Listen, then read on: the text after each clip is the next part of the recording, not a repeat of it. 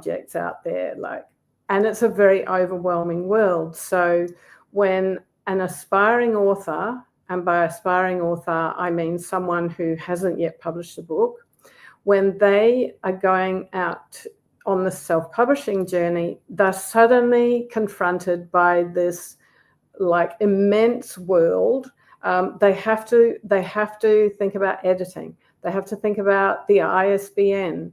They have to think about the barcode. They have to think about library registration for their book, ebook conversion, design, uploading to platforms like Amazon, legal deposit once their book's published, registering with book distribution services. I have it all very recent, this experience in my life personally, because I just published my third book on the 3rd of January this year. And so I've been through it all again. But what happens with a lot of people who are going out there to self-publish, they come across hundreds, if not thousands, of companies that are offering services to help them publish their books. And look, there are many, many, many excellent book publishing providers author publishing services. And so I'm not saying, don't go with an author services provider, because there are some very good ones. But at the same time, there's an awful lot of cowboys out there. And I really don't like to see hardworking authors. As Ramonda said, it takes a lot of effort to write a book, and you don't want that effort to go to waste and put all of your money in a company that isn't going to serve you. So my advice is to get fully informed. So first of all, one of the things is the terminology. So many author services providers call themselves self-publishers. Well, that's an oxymoron, because the only person who can be the self-publisher is the author. You, the author, are the publisher of your book. You're the self-publisher. So any company that is supporting authors by providing services, they are author services providers, not self-publishers. So yes, my advice when you're out there to self-publish your book is get fully informed. Seek information from multiple companies and seek advice from people like me who've been through it, who've done this themselves. Ask lots of questions and look into what you can do yourself, because a lot of what you need to do is actually free and you can actually do yourself. And so while the overwhelm may be there, the good thing to understand is that there are a lot of steps involved in self-publishing, but it's not really complicated. It's not really that difficult. So the things that you can do yourself, I encourage you to do yourself. And because often the packages that author services providers offer, they are charging for services that are free, that are in fact free, because they're charging it sort of as a package.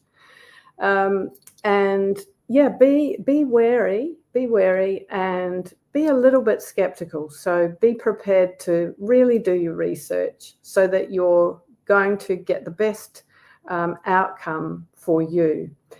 And if something sounds too good to be true, trust your intuition, because it probably is. I hope this has been helpful. Thank you.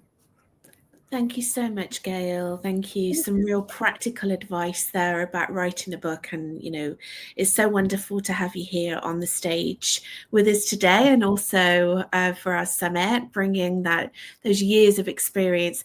What are you most looking forward to about being a speaker on the Women Thrive Summit this year? Well, yes, just continuing to get the message out there, and like being involved in something really exciting with a whole lot of other women who are doing something, like amazing things. Even I remember Ramonda saying when we all first started, it's not actually just all about the summit, it's about everything along the way. And, like I know that I've had a lot, I've developed a lot, in feeling a lot more comfortable about speaking just through all of these opportunities that you give us. So just developing further in that space, I think, Abigail. Thank you, Gail. Thank you so much for coming on and sharing your knowledge with us today. So we are going to be moving swiftly on. Please make sure that, you follow Gail on socials, that you go and visit her website. Our speakers can put their details in the chat so that you can go ahead and look them up and connect in with them. And of course, if you've got any questions about writing a book, then you can always put the comments in there for Gail as well. Okay, so we are going to be moving on to our next speaker, who has been waiting patiently behind the scenes in the green room, Dani Rosenblatt James. She's a mind and body coach who draws from her personal healing journey and studies at the Procter & Gallagher Institute to help others thrive.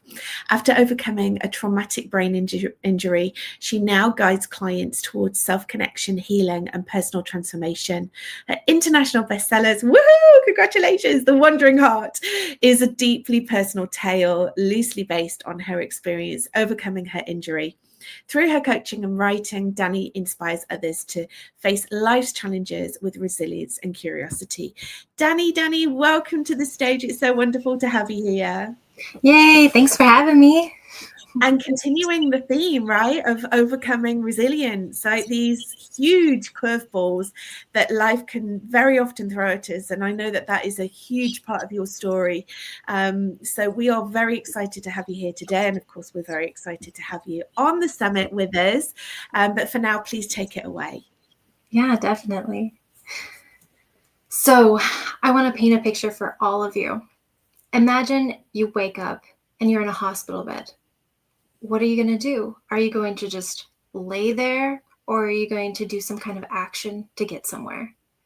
For me, after having that traumatic brain injury, I was taken by helicopter to Salt Lake City, Utah from Wyoming, where the accident happened. And I had blacked out. I didn't know what was happening. I was induced in a coma, and it was 3 days later I woke up, and that's exactly where I was at. I was just staring up at the hospital ceiling, kind of saying, like, what happened? What's next? Pain throughout my whole body. There's just searing pain in my head. I was just holding it, and I felt lost, frustrated, confused, all of that. And then that's when I heard this inner voice say to me, this is but a moment. And that's when it clicked. And it was right at that moment that I realized that I have the choice. I could stay in that bed and be like that for the rest of my life, not walking, or I could start pushing forward and getting to where I want to be, where I saw my life, where it was supposed to be. And that's exactly what I did. It was, believe me, not an easy journey. It took 7 long, excruciating, painful years to finally be able to heal and be able to do as much as I do now. And nowadays, I travel, I have a family, I have a little son. And this is something that someone had pointed out to me. And they were just so amazed that I had a kid because of what I went through in my traumatic brain injury. And I didn't really think about it. And then finally, when I actually dive deeper into it, I realized that you're right. That is pretty brave of me to take on having a child after having such horrible pain in my head, because there's always that possibility of what if it starts coming back, or any of those things. And I didn't even think of that. It didn't even come to me until someone pointed out. And then I realized, yes. And so this also comes to when we resist, we persist. This is something that I wanted to mention. When I first thought about this, I thought it was always about, the emotions. When we were resisting these negative feelings, then we're just bringing more towards ourselves. But it's more than that. It's when you are resisting listening to your body. So like, as I was healing, I should have listened to my body a lot more. I could have maybe healed a lot faster. But my stubbornness took the better of me, and I would push my body and push, even though my body was saying, hey, you need to rest. The outcome was I ended up having to rest for a whole day or two because I just wouldn't give in. And so I just want people to realize that when we resist, it persists. So that's like with so much in your life, not just your feelings. And it can be if you're not listening to your body. And so that's very important, I think, for everyone to realize. And I also realized that stubbornness is a double-edged sword. It can be a good thing that can push you towards whatever goal you're trying to get to. But on that same end, it might also push you and you don't recognize when is the time to rest and to stop. And so I think that's just very valuable for anyone to know when they have physical pain that they're dealing with. And you have to work on being brave and being able to accept when you can't do things like you used to. I know that can be so difficult and so hard. I've been there, so I completely understand. But when you accept and you fully surrender, so much magic can happen. That's when you really are truly starting to heal, because you're listening fully to your body and your mind. But that's what I got to say. Thank you for having me, everyone. Thank you so much. Thank you, Danny, for sharing your story. Every time you tell your story, I get something so wonderful from it. You talk about bravery, and you're so brave, and you inspire others to be brave. And it is such a lesson to listen to our bodies, because sometimes it gets to such a point that it's like it becomes so much bigger. So what you teach around, you were talking there about, I didn't listen to my body, and then I had to I was going, and then in the end I had to rest even more. So it had this impact, like a longer impact on me. It's such a valuable lesson. What would you say has been like the biggest lesson for you on all of your journey? Like your biggest aha lesson? I think besides hearing that this is but a moment, I think the other aha was probably learning when to fully listen to what your limits are. For instance, because I'm a little crazy. So the first year of me healing from the traumatic brain injury, I felt that we needed to go on a hike in Yosemite National Park. So my husband and I went on a hike with my dog. Well, I guess I felt I had to prove to myself that I could still do something like that. And I had to rest every couple minutes hiking that, because of the pain in my head was just pounding and everything. And the reason that I mention this is because I think I had to feel what my limits truly are. Because a lot of us, we tend to just limit ourselves without trying. And so you're putting that limiting belief in your way without even seeing if you could actually do it. And so I think I was kind of on the cusp of, maybe you should rest or what, but I think I figured out how to do it. That's why I did every couple minutes of resting, even though it felt like I should just give up. But it was very much a battle within myself as I did that.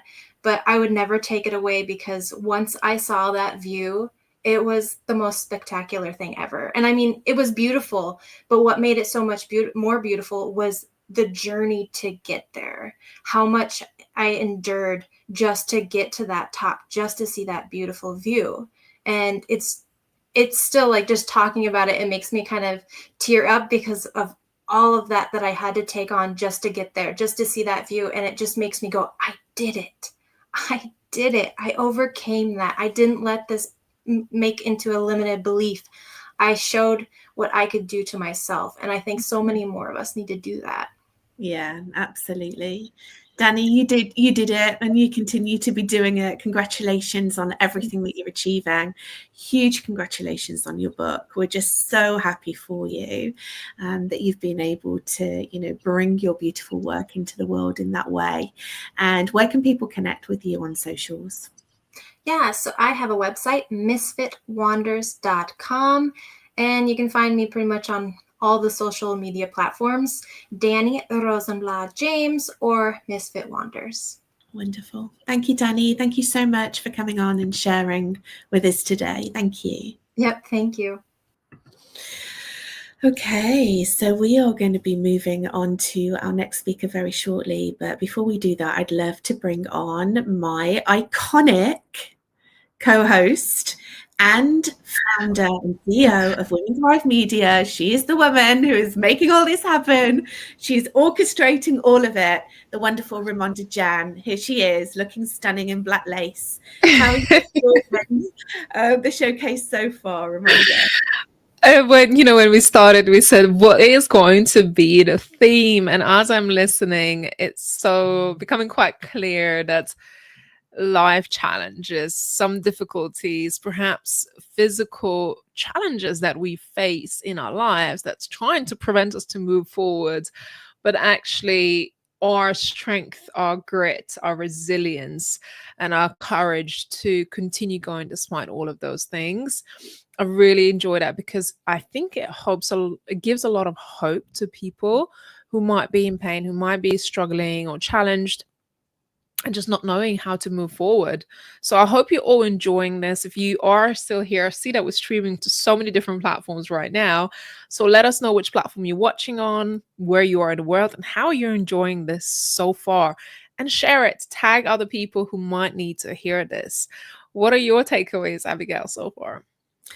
We always talk about the power of stories, and we're putting together some content for our wonderful in-person event that's taking place in Miami next week. And this is why I love stories, because it's no coincidence that you hear stories like this. It feels like there are so many, like we hear so many inspiring stories about women that have overcome that resilience, especially when we've heard Nikki and Danny, about debilitating situations or illnesses that could just take you out like that. And actually here they are, they're on stage, they're running their business, they're sharing their wisdom.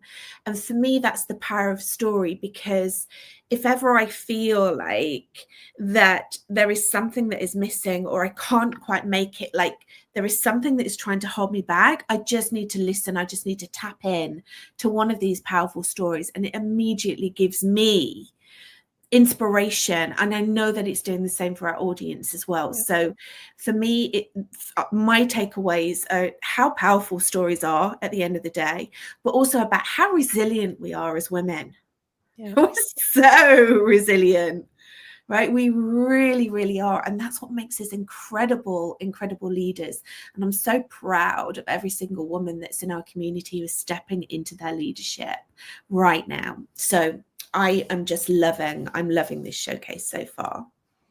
Thank you. Thank you so much for saying that. And I just want to remind you that a lot of the ladies' stories that you are going to, or you'd like to perhaps receive on a monthly basis in your inbox, in the mail, do make sure you're subscribed to Women Thrive magazine. And I'm sharing this because we have our article submission. Yes, Abigail, there's you and I on the cover of the last December's issue. I love that issue. It still continues to be my favorite. Yeah. But article submissions are open now for March's magazine. And also subscribe to it because we have our February's edition going out tomorrow. So if you have not yet subscribed to the print magazine, do make sure you do that now. womenthrivemagazine.com. And this is our print distribution of the Women Thrive magazine that is all around women empowerment, women in business, some really amazing stories, and that's just a monthly uh, content that will feed your soul and something that you can have with your morning coffee, or if you're out on the beach or you're out for a walk, you can always grab a copy of the Women Thrive magazine. And of course, as you mentioned, Abigail, we have the incredible books launching at the end of this month in Miami. So Women Thrive Books. We have been publishing books. I know Gail talks quite a bit about authoring books and publishing your books. So we've been publishing books for the last 3 years, and we have our 4th edition of the Women Thrive book coming out 1st of February that we're launching, and also our first Spanish version of the Women Thrive book. And this is a collection of stories of women who have overcome adversities. And that is the power of us sharing our stories, talking about the adversities we have gone through, talking about the challenges we've faced in our lives, and not letting that become something that defines us, but becoming inspiration to other people and perhaps a tool to help them get through whatever they're going through. So just get involved with Women Thrive community. You'll meet some amazing inspirational women. It doesn't cost much to be involved. So you can buy some of these things for under $10, like a magazine or a book, or just attend a summit, which is going to happen in March, and it's free of charge, and you get to meet all of these amazing women. So that's my invitation for you if you want to be part of an amazing community. Wonderful. Right, shall we move on to our next speaker? Are you ready, Ramonda? Yes, let's go. I know we got a few more speakers. Stick around till the end, and we may have something exciting to share with you. We always have something exciting to share with you. I would love to know in the comments if you are ready for our next speaker. I'd love you to put a yes in the comments, a big yes, if you are ready for the second part of our showcase. And I am very, very excited to introduce you to our next speaker. Her name is Elena Sue. She's the founder of Niio Dance, and she helps heart-centered visionaries, leaders, and healers come home to their true self and who they were born to be, own their brilliance, and show up with passion through embodied transformation and somatic dance well-being. She's given talks and workshops over the last 20 years on how movement and dance helps us to access our creativity, create deeper connection with ourselves and others, and raise the love frequency. Elena, it's so wonderful to have you here. Thank you, Abigail. Hi, everyone. Thanks for having me here. Yeah, I'm always so humbled by all the amazing speakers that have come before. And there's always the links that link us together, and the threads of our stories, and of listening to our bodies, as Danny was talking about, and the challenges that we've overcome. So I have a question for you out there. How many of you have ever been bullied? Perhaps you're bullied right now and you don't, perhaps it's happening in your workplace. Perhaps it's happening surreptitiously a bit at home or with people who you know. Imagine when I was younger, going into school every day, I was bullied, right? So some of you might relate. Every day, Chinese, Japanese, dirty knees, what are these? Different names connected to my surname. And every day, that repetition, as we know, just like learning a language, or every day, that repetition, that is going into our cells of our body. So we carry that. The one respite I had was I loved dance. I discovered dance, but it was ballet initially. I saw it on TV. I was like, oh, it's so amazing and beautiful. So I started going to ballet a lot. I was going a lot. And I was being pushed to do auditions and all that. But in the end, it felt competitive. And I let it all go, thinking, I'm just not good enough. So what I was doing, I was operating from here, overthinking it all. And that's what we tend to do in life. Everything, all our worries, our fears, everything comes from here. It was only when I became an adult and I went traveling and I realized I hadn't dealt with all my stuff from my childhood. It all came up because I still felt like I was different and an outsider. I didn't feel like I belonged wherever I went, because then you're even more rootless in a way. But a lot of travelers are, especially the ones that travel for a long time. They can be, but they find their own connections. That all came back to me, and I discovered dance in a new way, in a way where I connected back into my whole body, into my heart. So when you connect on a somatic level, you're connecting to all the parts of yourself. You drop out of this busy beta overthinking brain, and you come into your brain waves drop into alpha theta, which is what happens when you meditate for a while. You go into a more creative, dreamy, imaginative state, but you also connect into your whole body when you do it on a somatic level. And of course, you connect into your heart. So basically, that means that you connect home to yourself, and you come to a place of new acceptance with yourself. Because when you're in your heart, you're coming from a place of love, not from fear. You're not coming from judgment. Judgment comes from here. Feeling, sensing, being comes from here, comes from self-acceptance, comes from experiencing, and the energetic frequency of our heart. We know it has a magnetic field, extends 10 meters around you, which is why when someone's happy or feeling great, your energy, you feel that expansiveness of your energy. When you're feeling sad, when you're feeling down, your heart energy shrinks. You're literally, your aura, your whole energy shrinks. So when you're in your heart, and I love to do it through movement and dance, because it also acts as the brain to give you more creativity. So other exercise, other forms, yes, give you endorphin rush, yes, but you might be just sort of doing something in a structural way that it's kind of exercise. When you're somatically aware and you drop into your body, and you come from a whole embodied place, coming from your heart, then you're connecting to a different realm of yourself. And when you move with freely creativity, it also makes your brain ways expand, your neural networks grow, which is how it can inspire you and give you new creativity. It harmonizes your brain, and you can just raise yourself on many levels. It's all possible through movement and dance. And that's basically why I had to come full circle and come back to it, and to make peace with my childhood, with who I am, with everything really. And so I'll always advocate vitamin D. And that's kind of my little message for today. Yeah. And I hope something of that resonated with some of you out there.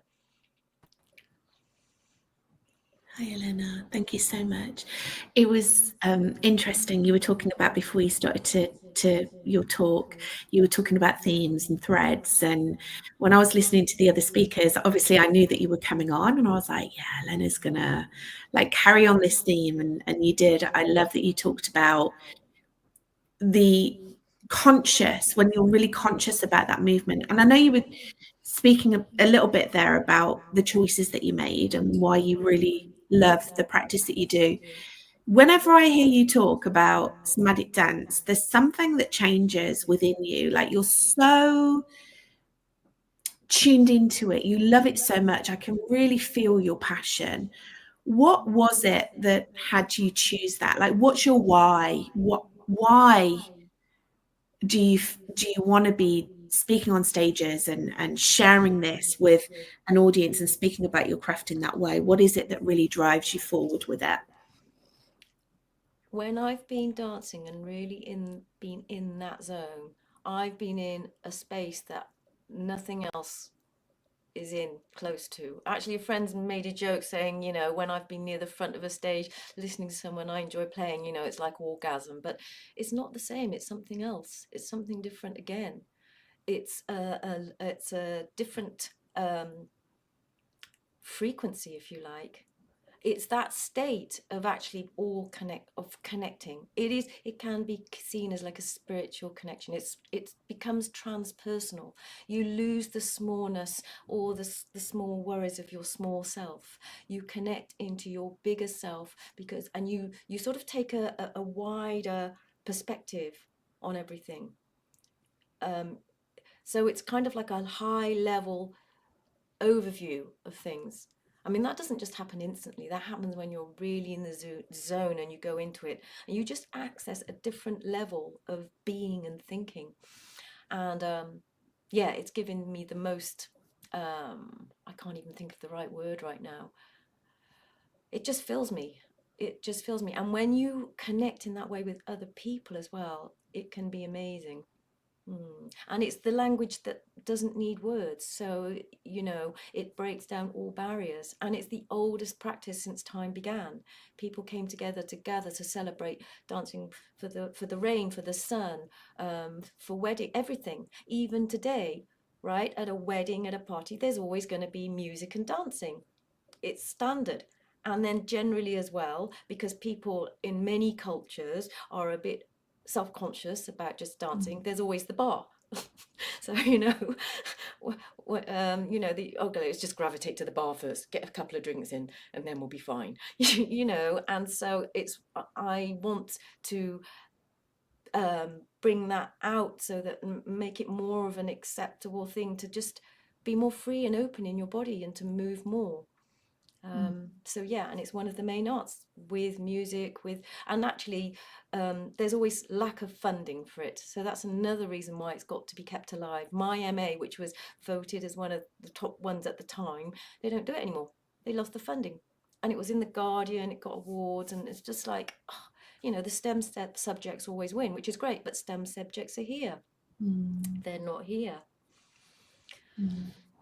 I'm so happy that you're keeping it alive. Will we get to experience anything during the summit? That's what I want to find out. Well, you'll have to come along and see, right? If you don't come, you will miss out, because it's not the same when you just watch a replay. When you come live, you can interact with me, you can ask me things, you can actually ask me to do something, ask me some questions. I might offer you something if you come live. And when you're there, there's this frequency, even though we're through the internet, there's this frequency that happens of being live. So yes is the answer, but come along and find out properly for yourself. Wonderful. Thank you, Elena. We are very much looking forward to it. And of course, yes, live's always best. If we have some wonderful people that are watching this and listening to this now, and they want to find out more about you, where do they go find you? Yeah, so I've put there in the link. Sometimes my website is just niodance.com anyway. So niodance.com. I've got the same, my name, then .niodance on Instagram and YouTube. I'm Elena Sue on LinkedIn. So one or the other, you'll find me. And I'd love to connect. I've got a free movement meditation on there, and I'm putting new things on there. So stay in touch. Wonderful. Thank you so much, Elena. Thank you for sharing your magic and your love for your practice and the results that that can bring with our audience today. We're really, really excited to have you on our summit this year. Thank you, Abigail. Thank you, everyone. Thank you for being here. Thank you for being part of this wonderful organisation, which is Women Thrive. Thank you, Abigail and Ramonda. Sending all the love to everyone this morning. Thanks, Elena. Okay, so as we are moving through, I'd love to know in the comments really what your main takeaways have been. I mean, Ramonda and I was speaking earlier, there's definitely a theme here that is running through around, you know, really listening to our body, connecting to our body, and then being able to position ourselves in a way using our mindset and our belief and our faith to be able to move forward and do all the things. And of course, we also had Gail that was speaking about, you know, writing a book and publishing a book. So all the things that we want to do in our lives, all the things that we want to get done, the wonderful legacy that we want to leave can only be achieved when we start to get out of our own way, right? Because very much we can be the bottleneck within our business and our lives. And I'm so excited that our wonderful speakers today are sharing some wonderful spiritual practices and some tangible techniques to be able to take away.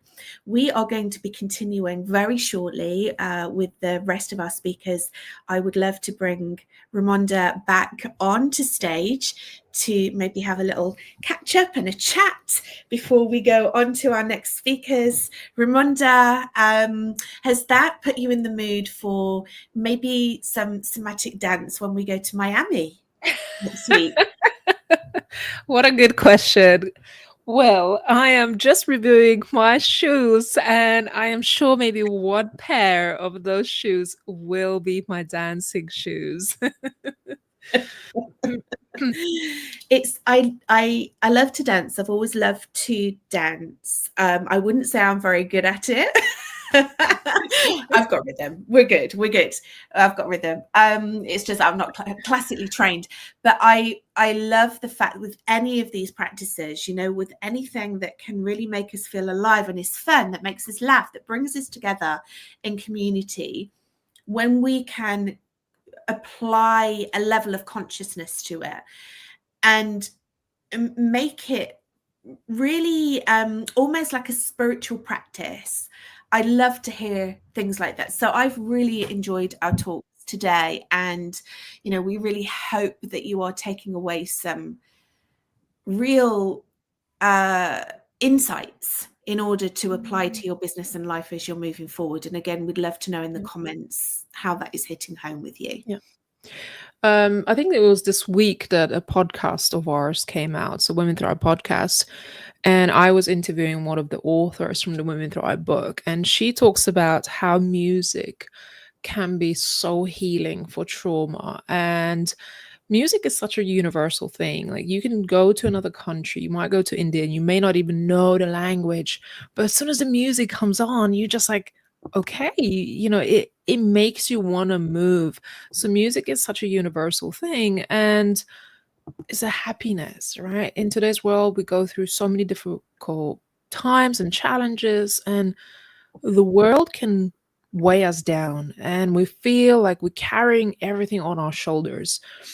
Sometimes just reminding yourself that, look, I can just free that space in my mind and in my body by just movement, by just releasing it. So check out that podcast. It was really interesting to hear about the healing power of music. And I'm really refreshed by the different topics that we have on our stage. And I'm impressed by the women who are bringing forth their experiences, their expertise, their stories onto a platform. And I think there is just something for everyone. And even though our summit is so general around so many different topics, I think when women join, they just find that it's something that is really beautiful on a soul level, that is healing, empowering, and everybody can connect to each other based on our stories, based on our experiences as women. I think in today's world, more than ever, we need to stand strong together. We need to be part of communities that we feel empowered, where we feel safe, where our feelings and thoughts and ideas are validated, because a lot of times the society is built in a way to devalue us and invalidate us as far as how we're feeling or how we should be making decisions about ourselves, our bodies, how we should be looking. And you just want to find yourself a non-judgment zone where you can just be yourself, right? And talk about the things that matters to you. And that's what I love about our platform and the podcast, the events. You get to be you. And that's the biggest gift that you can give yourself. Yeah, absolutely. I completely agree. You know, I was just thinking when you were speaking, I don't think I've ever attended, nevertheless been part of, but I've never even attended an online event that is so special in terms of you can feel the energy of the speakers, even though they're speaking on a screen. And very often you can only get that kind of energy and that dynamics from being in person. And of course, being in person is wonderful, right? You get to feel and hug. But the summit is something else. And last year was my first experience and honor of co-hosting it with you, Raimonda. And, you know, we're talking about music, like every speaker chose a song. We were talking about it yesterday, right? So like, what's going to be your song? What's the song that you walk onto? And I remember really clearly that in between every talk, everyone was just like getting off of the chairs and dancing. And there were just women all around the world, like in America, in Canada, in Africa, in India, UK, Europe, all over the world, like just dancing in their living room and their bedroom. And like there was some women that were kind of like, it stopped driving the car and we're in the car and dancing. And to be able to come in and have that energy together and know that there is a really inspiring space, not only for you to learn from and take away some tangible, practical applications for your business and be inspired, but also to be able to connect with like-minded women. It's wonderful to have that opportunity. And I am so looking forward to our summit next year, and the fact that, you know, we make it completely accessible. It's online, it's free, anyone can attend. All you need to do is just show up for yourself and really make a decision. This year, 2025, it's the year of the snake. There's a lot of stuff that's happening this year, right? A lot of movement, a lot of things that are happening. Make it your year, because this year really is a year for transformation. And the Women Thrive Summit is an incredible free resource for you to tap into to make that happen. Yeah, beautiful relationships. I see Marie just joining us. So Marie hosted our in-person Women Thrive talks in Australia. And I was just reading your post a few minutes ago, actually, about your dad's birthday. So happy birthday to your dad. Good to see you, Mary. So this is a community for all of you to be part of. You'll see women joining us. So Marie is from Australia.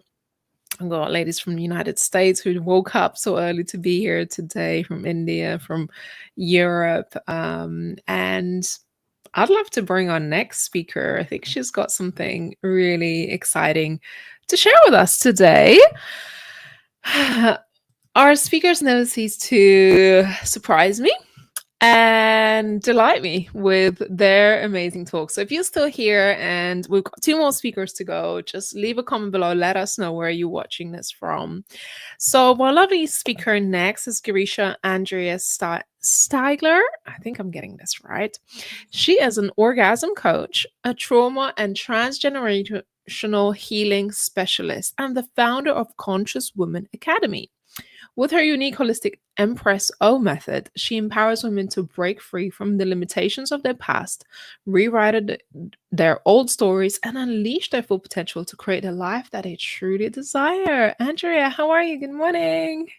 Good morning. I'm so excited. And I was just watching the previous amazing woman and also your conversation. And I have right now happy tears in my eyes because you are so amazing inspiration for all of us, and are truly honored and grateful for how you are creating this empowering, inspiring, and loving space for us to really thrive, to really step into our true power. And you were just talking about dancing. Yeah, dancing is also one of my passion. And at the weekend, I'm also going to hold a chakra dance workshop in a Wellbeing Expo. And so I'm so excited about, inviting amazing people to get into the deeper truth and finding and peeling off what we are not really connecting our core, and we believed in someone else's truth. Yeah, amazing. Grisha, I'm so excited to have you here today. And thank you for sharing that. It warms my heart. That's the experience that you have with our community. And I know you've been through, that's a challenging year this year. And I hope that it's been just support and level of comfort during the times that you've gone through this year. Yes, absolutely. Before both of us start crying, over to you. Yes. Yeah, and today I brought a topic which is absolutely connected for the previous topics, and it's so beautiful that how different diversity we can approach the same. And my question would be that how many of you feel that your worth is tied how much you give and how much you serve and how much you sacrifice for others?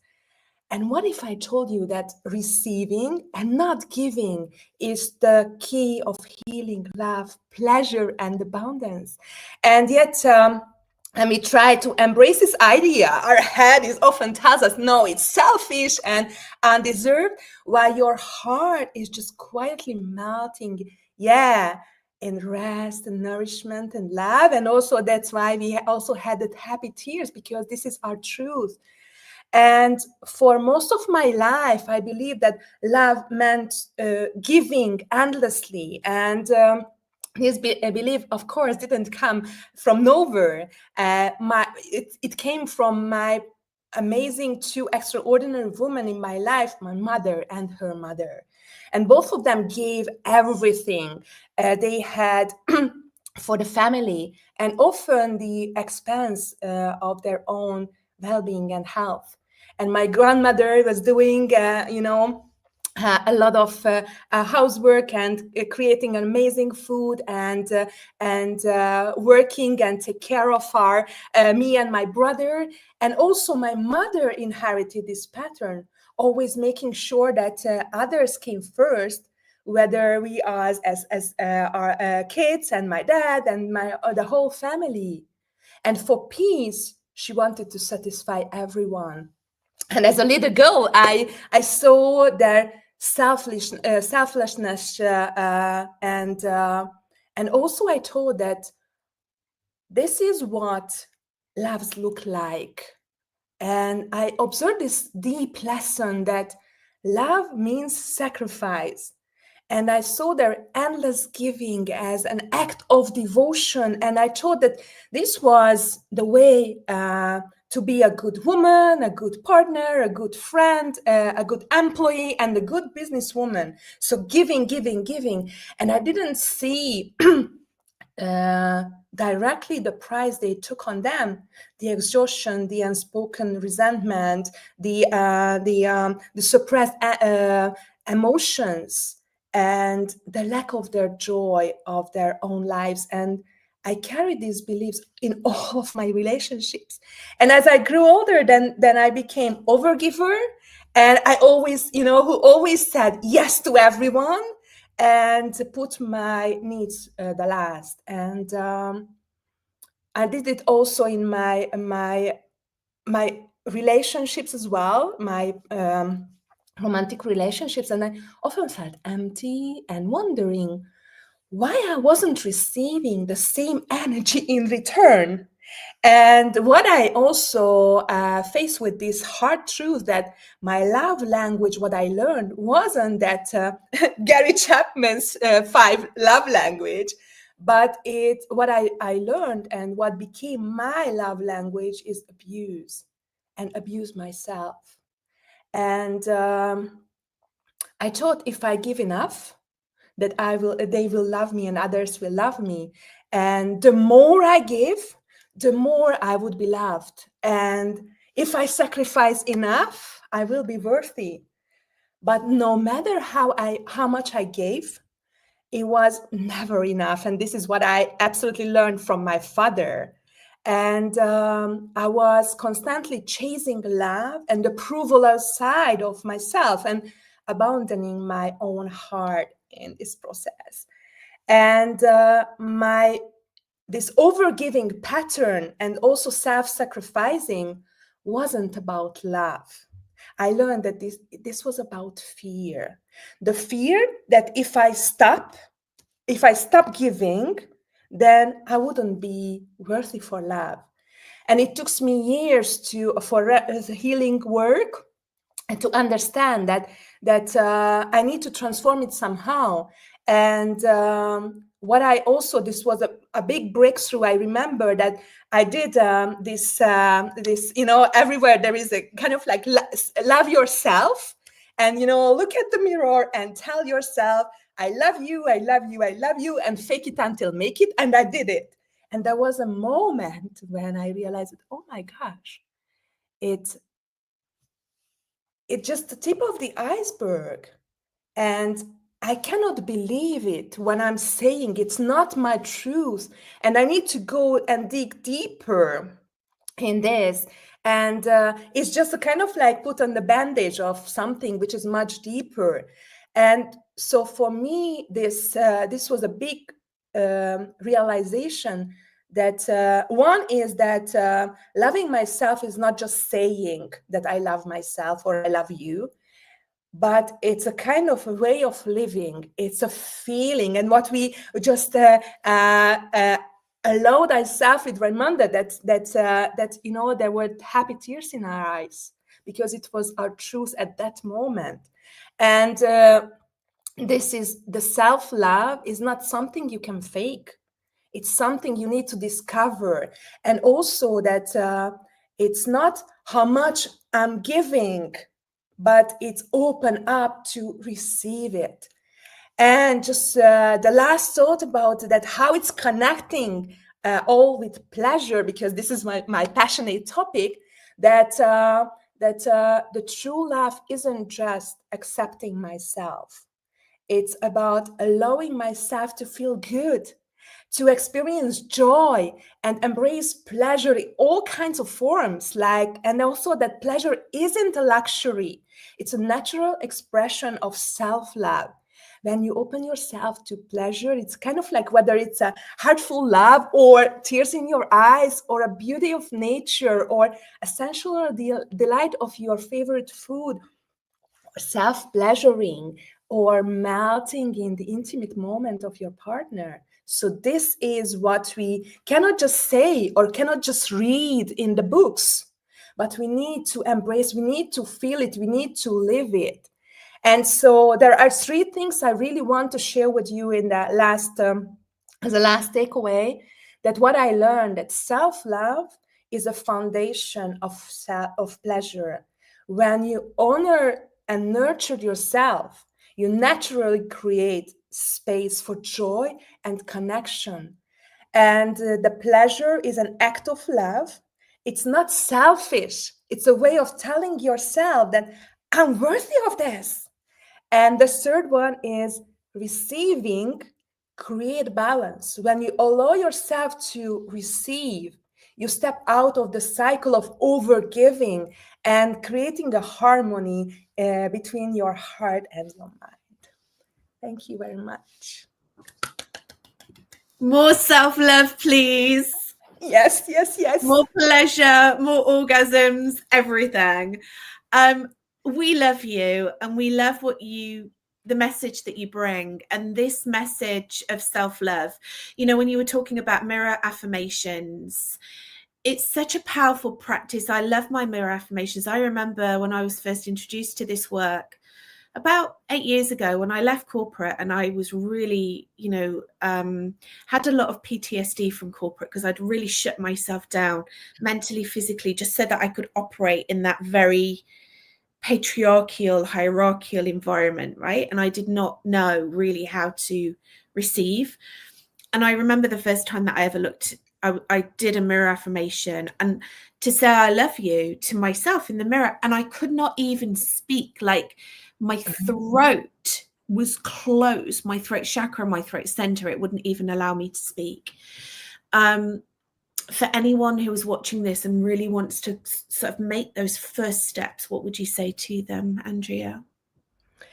Yeah, that self-love is a bridge between the head and the heart. And pleasure is a pathway for our soul. And when you could embrace both, you can stop chasing approval of outer world, and you can start feeling and embracing and thriving within. Mm-hmm. Yes. And then that beautiful energy then comes into every bit that you do, right? The value, the self-value and the self-love. We've had a few speakers today that were speaking about comparing. When we compare ourselves to others, we can stop comparing ourselves to others, stay in our lane and go and do our wonderful, juicy work. Andrea, it's wonderful to have you here. Where can people find you online? Yeah. Connect with you? You can find me in all social media, Facebook, Instagram, LinkedIn, and YouTube at Girisha Andrea. Wonderful. Thank you so much. Thank you for coming and joining us today, and we will see you soon. Thank you. Okay, so we'd love to know in the comments how you're feeling, and highly recommend, really these beautiful self-love practices. They really transform us as women, and it's very, very important for us to show up as very empowered and very potent within our business, because that's when we attract in all the wonderful opportunities. So we are coming to the end of our wonderful event today, and we are moving on to our last speaker, who has been waiting very patiently in the green room. We are so excited that she is here joining us, and again, pretty early morning for her, joining us and closing our event today. So I would love to welcome onto the stage Emily Cleghorn. She is an award-winning trigger recovery coach for mamas.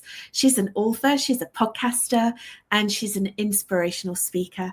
And you know what? She's on a mission to help trauma surviving mamas break the cycle by managing their emotional triggers and creating a peaceful, loving home.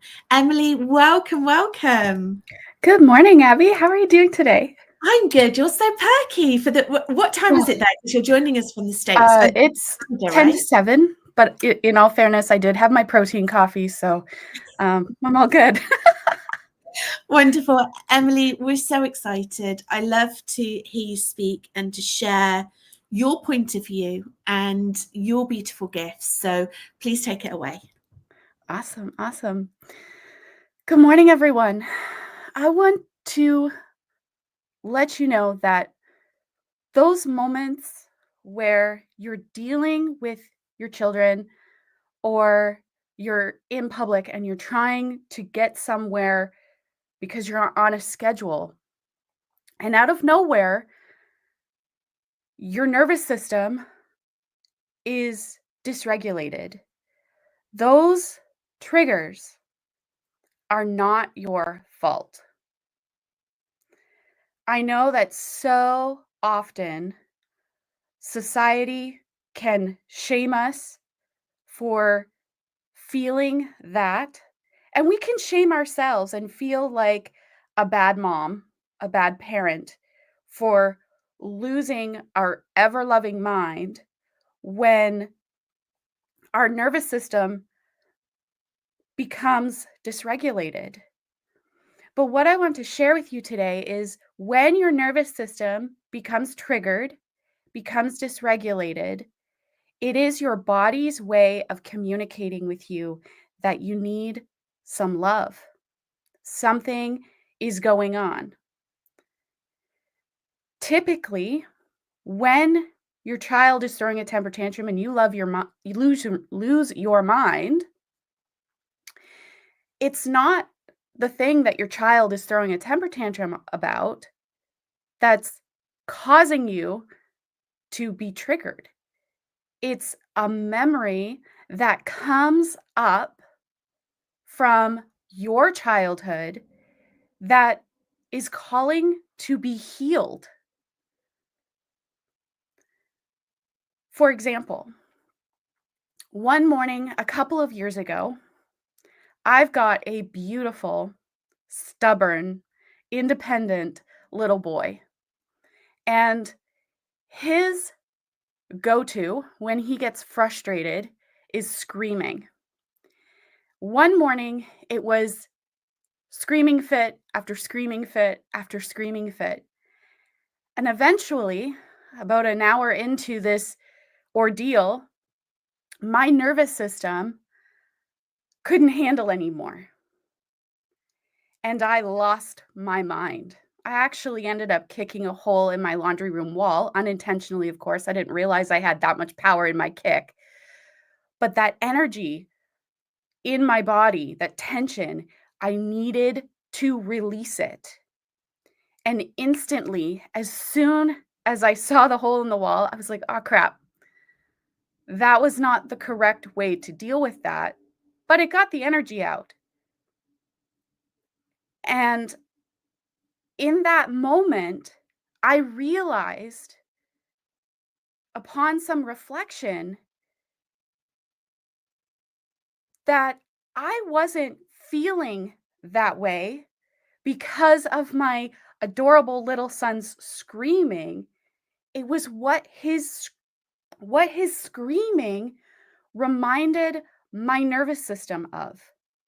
It reminded my nervous system of being a little girl and being unheard and unvalidated and unseen. And of course, that's not my son's intention. He doesn't understand that. But that's what happened. That was my experience.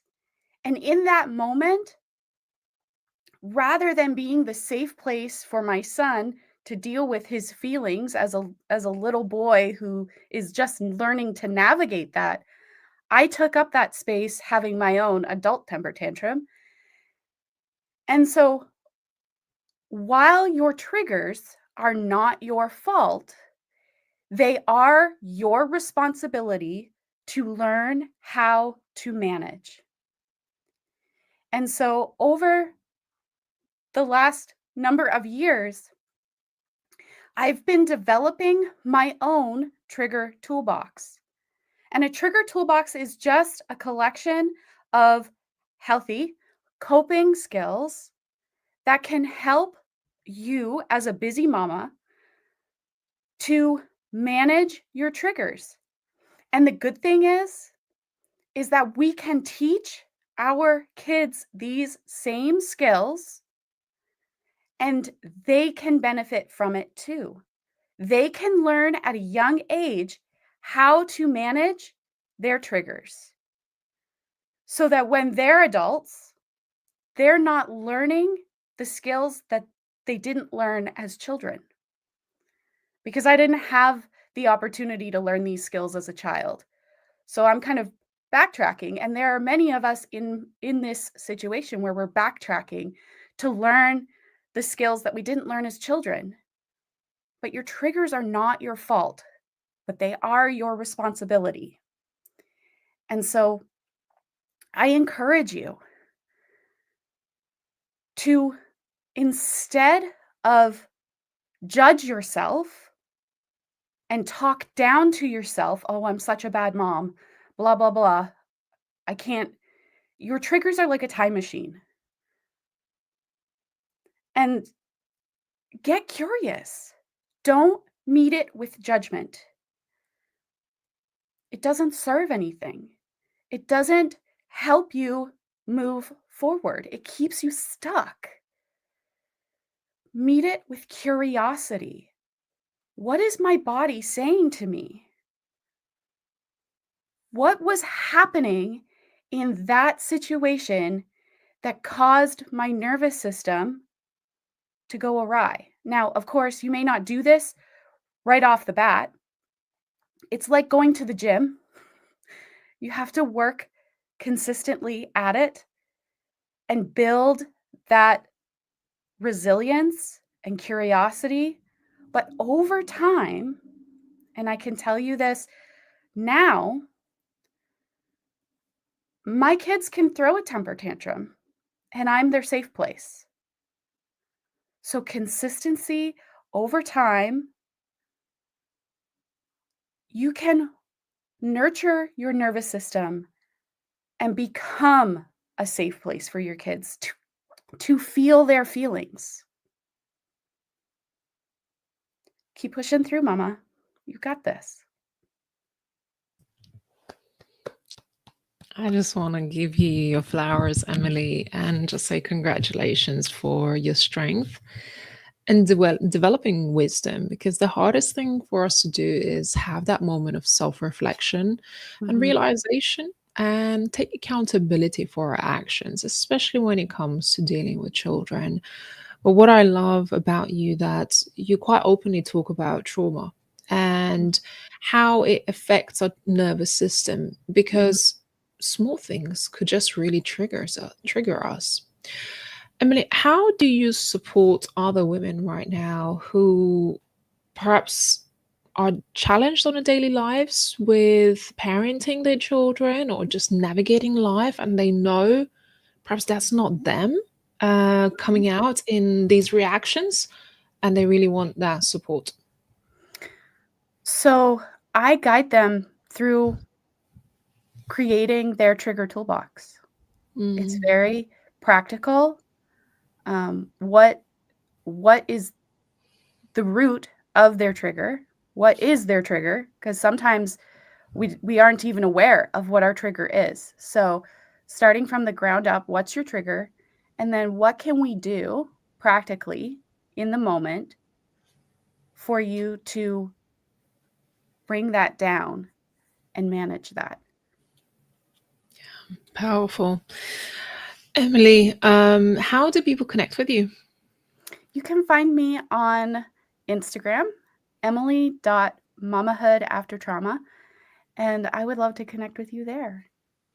And apart from that, I know you also have a podcast where you share a lot of these insights and some of your own stories and experiences. Yeah, you can find my podcast, Mamahood After Trauma. I just wrapped up season 3, which ended up being a whopping 100 episodes because I got on a roll and I didn't want to stop.